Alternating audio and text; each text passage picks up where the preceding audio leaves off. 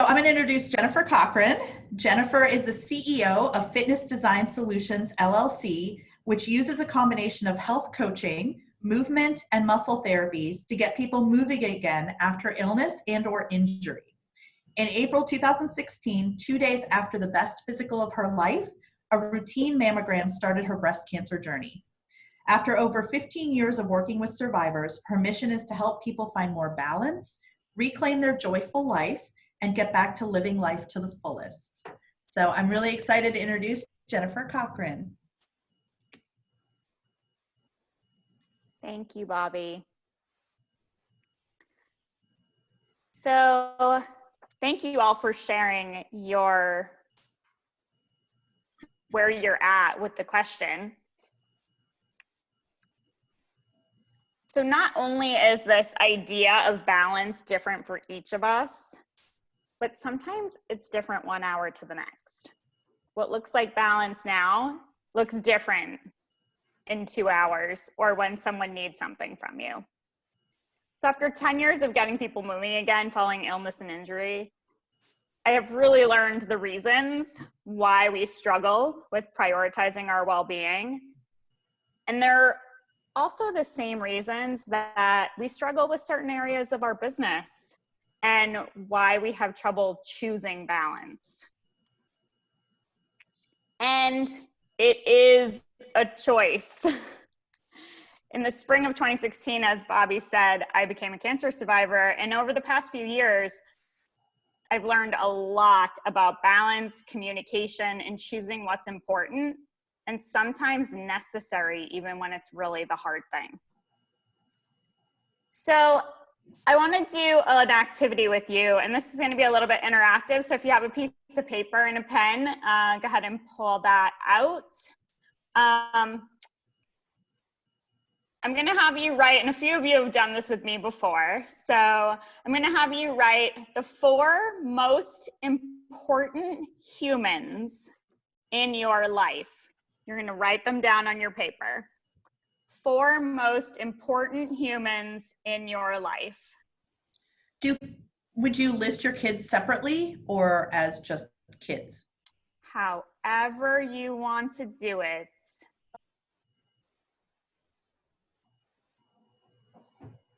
Kim's smiling because she probably remembers doing this with me.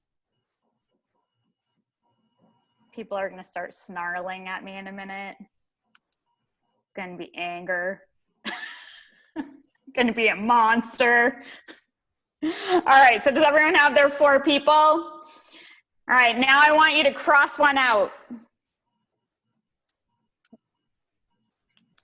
Cross it out. All right, now look at your 3. Wait, based on what? Yeah, I had you write the 4 most important humans. You just got to take one off the list. So you have 3. I'm going to take another one away. You only have 2. See, I can see it like Bobby's snarling at me. All right, so you've got 2. You got to take one away. So you're left with 1, and Bobby's going to throw up a poll question here. Is your remaining human choose the item that matches your answer?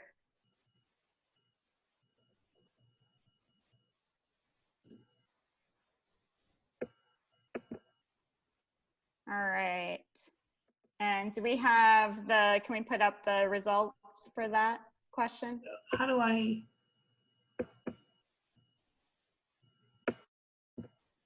do I choose the person? Whoever's running the poll can't choose it. Okay. Yeah, Colleen, you and I are hosts, so we can't. Oh, gotcha. Okay. Gotcha. Okay. All right. So now we're going to go. So 36% said of the people who responded said spouse or significant other. Bobby and Colleen, were you one of those? Nope. I was child. Yeah. Okay. But you were both child. Okay. All right, perfect. So now we're going to go to the next poll question. And for those 36% of you that answered no, have you done this before? Oh, it's the same one. That's poll question 1 again. It's the drop down on the top of that polling option. There's a little caret arrow there that you can choose the other poll. There you go. Yeah, so have you played this game with me before if you answered no?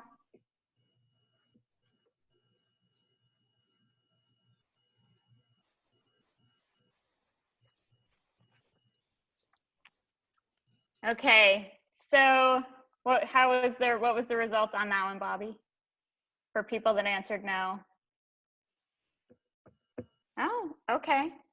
So for how many people did they list themselves? Excellent, Jody. Rajika, you've done this with me before. Kim, you've done this with me before. At you women. All right, and Nalini, awesome. So that's great. So you should be at the top of your priority list, because if you aren't choosing you, how can we expect other people to put us first, right? We have to fill our own cup. So as humans, we often take better care of our cars than we do our bodies, and we're more connected to our phones, our electronic devices, and social media than we are to other actual humans. And the needs of other people in our lives often come before you and what you need to do to take care of yourself. And it's an interesting phenomenon being a cancer survivor. You go through the diagnosis, you go through treatment, and kind of what I now refer to as the project phase. And then you come into survivorship. And when treatment ends, people think you're 100%. And in most cases, that's just not really true. And it's challenging as a patient, but it's even more challenging if you're a caregiver. So imagine you have a caregiver that's in your organization, someone who has become a caregiver, and the expectations in the rest of their life don't change. Yet now they have this whole new set of responsibilities. And in both cases, if you weren't burnt out before, you will be after an emergency or crisis situation hits. So before we really get into where we are on the burnout continuum, and I have a tool that I'm going to share with you for that, I want to tell you a story about my friend Gemma. So Gemma lives in the UK, and she's an award-winning systems architect. She's really well known in her industry. She was diagnosed with breast cancer in 2013. She was miles away from feeling burned out. She loves her work. She loves what she does. She's a single mama. She was really loving her life and feeling in balance. And in 2016, she had a recurrence. The treatment was more involved. And when she came back to work, she was more tired. And she went into work. She was traveling into the city. She spent 2 days commuting over an hour each direction to and from London to her work site. And at the end of the second day, she was exhausted. She knew that she wasn't going to be able to do that commute a third day. She told the project manager, these are the things I'm going to work on tomorrow. I don't need to physically be here. I am not going to be able to do the commute 3 days in a row. I'm exhausted. And the project manager's response was, aren't we all? To which she was kind of like, okay. And she didn't say anything at the time. She went home. And when she got home, she called and basically explained why this was a significant situation for her. And that she was happy to take the day off if that was what was required. But she could do the work. She just had to do it in a way that looked different to her manager. And that's one of the things that we're going to see in the burnout survey that we work on. in just a minute. So in her particular situation, she knew what she needed and she advocated for that. And she loved what she did so much that she was willing to do that. And what we're going to find out as we go through is that there is this whole area around the research of when we're in burnout, we are more likely to take that sick day and not have the conversation. So I see people in my practice weekly who ignore their whispers. They shush the aching until finally they have pain that they can't ignore anymore. They're not listening to their body when it whispers, so they're hearing it scream. And the longer you put off getting help, the longer it takes to right the ship. The faster we ask for help, the quicker we can fix things. If you have a little knot in your neck or in your shoulder and you go into the massage therapist, you might not have to go back because she might be able to get it straightened out. If you don't see the massage therapist until you can't turn your head, she's gonna have to see you a few times because it's that you waited too long. The same exact thing applies to burnout. So in order to know where we stand on that continuum, I want to give us a common language about what burnout actually is, because we've kind of assigned it to a lot of different things. So the World Health Organization defines burnout as a syndrome resulting from chronic workplace stress that has not been successfully managed. And I would classify, what we're classifying as breakdowns or that need to step away and go do something else. That's actually a way of managing that stress. Now, it refers to physical and emotional erosion that someone can experience when they feel regularly unsatisfied, powerless, and overwhelmed at work. Some symptoms of burnout include exhaustion, feeling physically and mentally drained, someone that wakes up in the morning who doesn't want to go to work because the idea of going to work is exhausting. That might be a sign of burnout. Disconnection from yourself, feeling hardened or numb, just not reacting to things in a way that you normally would, is also another sign. And a reduced investment in accomplishing work goals, if you're just not that interested in doing the thing. An increased anxiety and depression, and burnout is currently being assessed to determine if burnout is a form of depression. Compassion fatigue is another term that's starting to be talked about more, and especially in the circles that I'm in with movement professionals and medical professionals. 44% of medical professionals across specialties are reporting that they're burnt out. Another 11% are colloquially depressed, and another 4% on top of that are rating themselves as clinically depressed. And only 40% of those people are seeking help.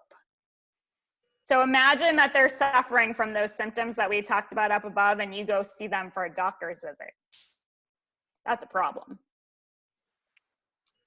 So compassion fatigue is similar to burnout in that it's often characterized by a strong feeling that the work that they're doing isn't helping anyone. So there are several scientific inventories that you can use for assessing burnout that are longer and more complex than the one that we're going to use today. And I'm going to put the link to this one in the chat when we're done in case you want to check it out. But for now, I want you to just write down the numbers 1 to 15 on a piece of paper. And I'm going to share the link in the tool in the chat after. But we're just going to run through them. So we're going to answer from 1 is not at all, 2 is rarely, 3 is sometimes, 4 is often, and 5 is very often. So 1, I feel run down and drained of physical or emotional energy. Give that a 1 to 5. 2, I have negative thoughts about my job. 3, I'm harder and less sympathetic with people than perhaps they deserve. 4, I'm easily irritated by small problems or by my coworker. 5, I feel misunderstood or unappreciated by my coworkers. 6, I feel I have no one to talk to.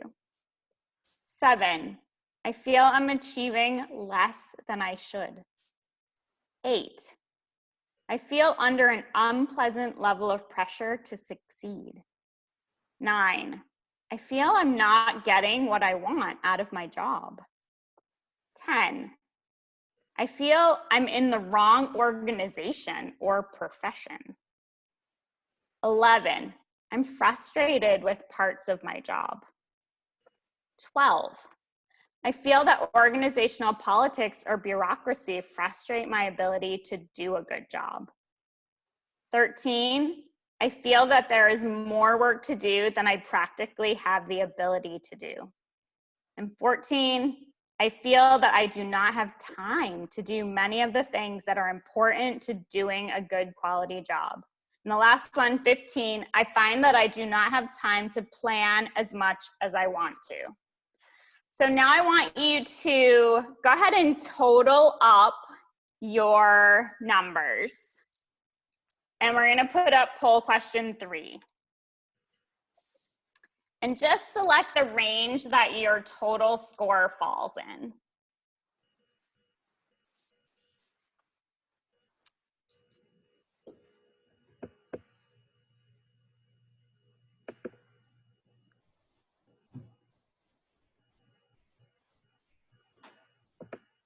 All right, do you have the results for that? Does everyone have a chance to total up? Not yet. They're still Okay. coming in. Okay, cool. No problem.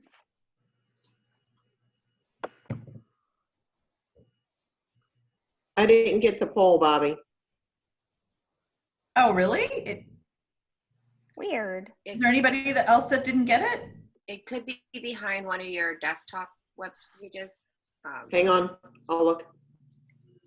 Yeah, it does kind of pop up on the side almost. Yeah, I was in a chat, so maybe I was in the chat, I mean, and on my tablet, and that takes over like half my screen, so maybe that's why.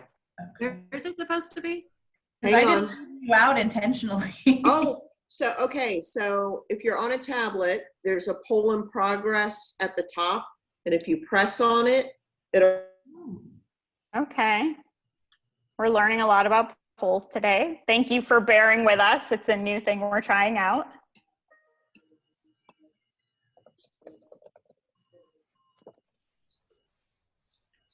I only see 7 people have responded, so can everybody put a response in there, please?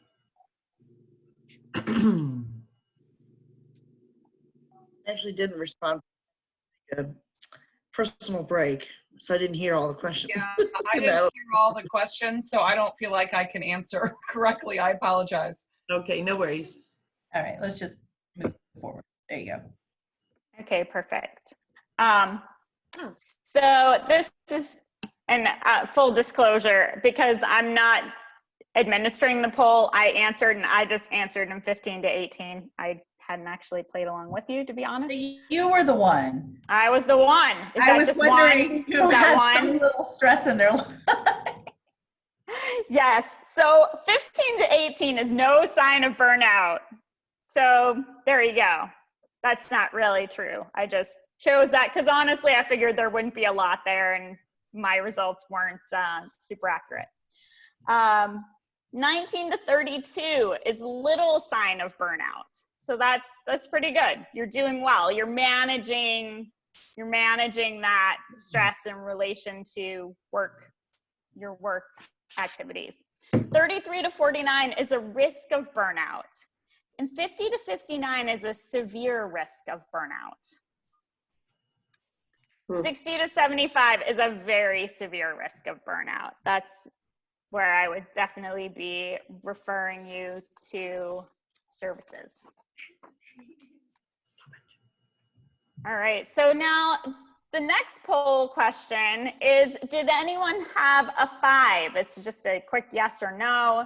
Did anyone have a 5? So even if you were in that, 19 to 32 little sign of burnout, if you have an area that's a 5, that still could be significant for you. So just something to bear in mind as you, and this is a great tool that you can use kind of on a regular basis to check in. I was talking to a friend who's a therapist last week, and she was like, yeah, I was just getting irritated with people everywhere. So I decided I needed to take a few days off. Like, I've just been going so much. And the fact that the person at the grocery store annoyed me wasn't normal. Like, that wasn't who I normally am. So that was her sign. So studies have estimated that 36%, and this is one of the reasons why it matters, where we're at on the burnout continuum, and if we have employees, where they're at. These are the reasons it matters. So studies show an estimated 36% of employees don't return to work following cancer treatment. I suspect that number is going to continue to rise. Health-related productivity loss costs U.S. employers $225.8 billion a year. And really, I think that's going to continue to rise as well. More and more people are being diagnosed with stress-related illnesses. According to a recent series of articles published by Gallup, 23% of employees reported in the 50 to 59 range.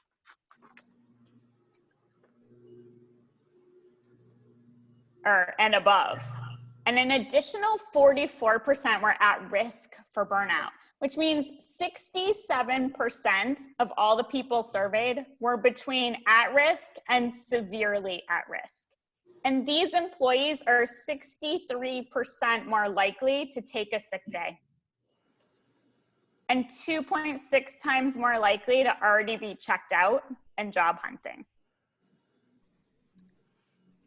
Even worse, this group has been found to be 23% more likely to have an emergency room visit. And this is what it looks like before they're dealing with a crisis.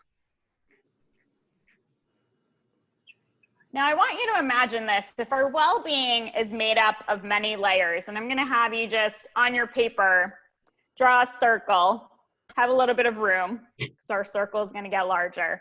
So draw a circle and put you in the middle. And imagine our well-being is made up of 6 additional layers. So the next circle is going to go around, and that's physical. The next circle is financial. The next circle is social. The next circle is our mental well-being. The next circle is our purpose well-being. And the outer circle is our emotional well-being. So I want you to imagine, just to put this idea of burnout into context, imagine that you're really working on purpose. You love what you do. Special Agent Bobby is helping people with special needs get into their homes of their dreams that work for them and their family. Like, she's just on fire with that passion of her purpose. And that starts, so then that purpose area is really burning. And then it starts to burn in to the other areas. It starts to burn in. It starts to reduce the amount of social time she's getting. It starts to reduce the way she's spending her time, talent, and treasure. Because it's all focused in this one area. And that one area just kind of burns through all the others. So we don't have any balance. So that's another way to look at our burnout to balance spectrum. So one of the tools, in addition to doing self-checks in terms of burnout, I have a daily practice where I review kind of my overall well-being. And I look at I have different, like this is a little mouse pad calendar page that has the different days of the week. I have this one that has the different days of the week. So on Sunday, I look at my physical well-being and I say, okay, how did last week go? What do I need to do this week to get that more in balance? How's my food? How's my exercise? What do I need there? And then on Monday, I look at that financial. What needs to happen in my financial world? Tuesday is my social. Who do I need to check in with? What activities do I need to schedule? So I have that daily, it's 5 or 10 minutes every day. And some people love their morning routine. I am not a morning person. I do those activities in the evening. And that works just as well. It's whatever works for you is the right way to do it. There's no perfect. The only thing that's perfect is the thing that's actually going to work for you.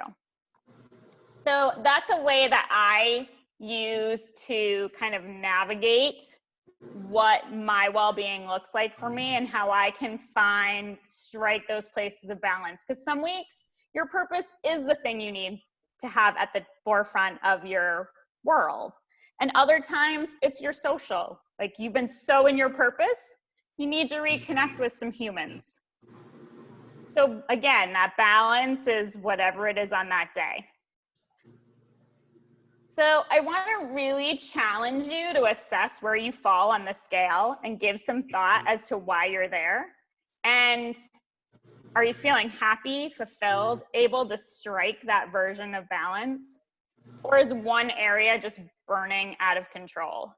And if you have the privilege of managing people, find a way to open up that conversation with the people that you work with so that they have the comfort level to come to you if they're feeling like they're getting burnt out.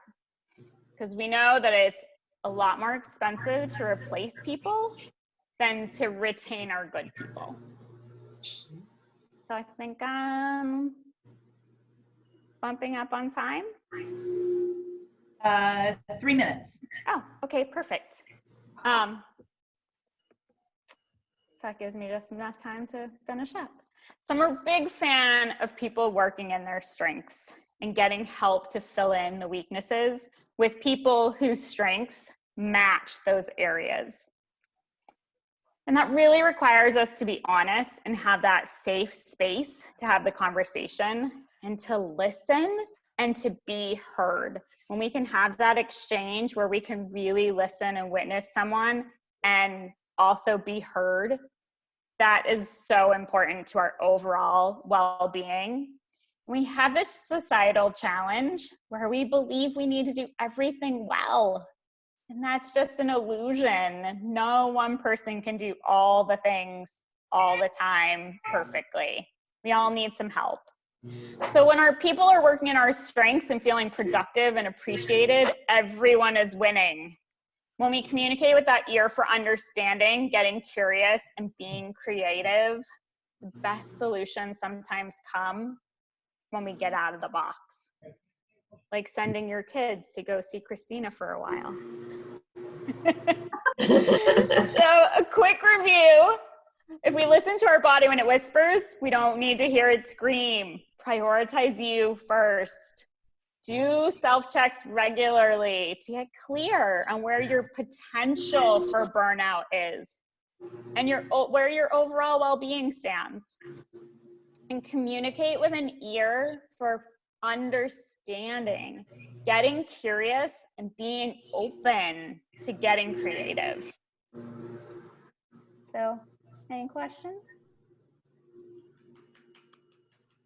Yay! Do you find the majority of burnout, like kind of with that task, is kind of based on work?